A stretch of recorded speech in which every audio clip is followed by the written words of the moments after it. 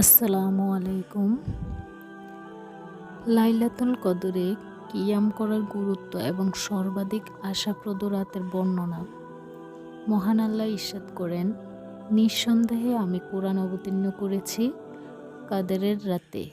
তিনি আরও ইরশাদ করেন, নিশ্চয়ই আমি কোরআন অবতীর্ণ করেছি একটি মহিমান্বিত রাতে। হযরত আবু হুরায়রা রাদিয়াল্লাহু তাআলা থেকে বর্ণিত, নবী করিম সাল্লাল্লাহু আলাইহি ওয়াসাল্লাম বলেন, যে ব্যক্তি ঈমানের সাথে ও পুণ্য হাসিলের আশায় কদরের রাতে কিয়াম করে, তার অতীতের সব গুনাহ মাফ করে দেওয়া হয়।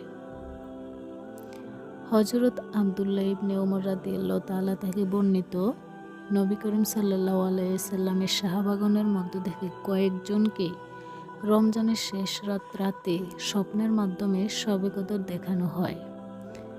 ফলে রাসূল সাল্লাল্লাহু আলাইহি সাল্লাম বলেন, তোমাদের স্বপ্নে শেষ রাতের ব্যাপারে ঐক্যমত সাধিত হয়েছে।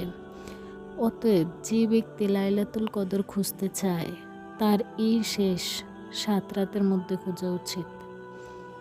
হযরত আয়েশা রাদিয়াল্লাহু তাআলা থেকে বর্ণিত, তিনি বলেন, রাসূল সাল্লাল্লাহু আলাইহি সাল্লাম রমজানের শেষ 10 দিনে ইতিকাফ করেছেন এবং বলেছেন, রমজানের শেষ 10 রাতে লাইলাতুল কদরের অনুসন্ধান করো।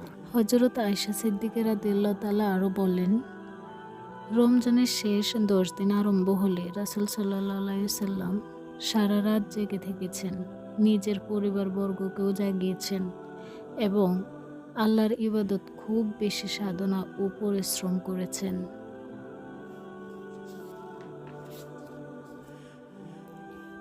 হযরত আয়েশা সিদ্দিকা রাদিয়াল্লাহু তাআলা থেকে আরও বর্ণিত, তিনি বলেন, রাসূল সাল্লাল্লাহু আলাইহি সাল্লাম রমজানের বা আল্লাহর ইবাদতের ক্ষেত্রে এমন প্রচেষ্টা এবং সাধনা করেছেন যা অন্য কোনো মাসে করেননি, আর তার শেষ 10 দিনের এমন প্রচেষ্টা এবং সাধনা যা অন্য সময় করেননি। হযরত আয়েশা সিদ্দিকা রাদিয়াল্লাহু তাআলা থেকে বর্ণিত হয়েছে, তিনি বলেন, আমি বলেছিলাম, ইয়া রাসূলুল্লাহ, আমি যদি জানতে পারি কোন রাতটি কদরের রাত, তাহলে আমি তাতে কি বলবো? উত্তরে বলেন, তুমি বলবে, আল্লাহুম্মা ইন্নাকা আফুউন তুহিব্বুল আফওয়া ফাফু আন্নি। হে আল্লাহ, তুমি অবশ্যই ক্ষমাশীল, তুমি ক্ষমা করা ভালোবাসা, অতএব আমাকে ক্ষমা করো, তুমি আমাদেরকে ক্ষমা করো।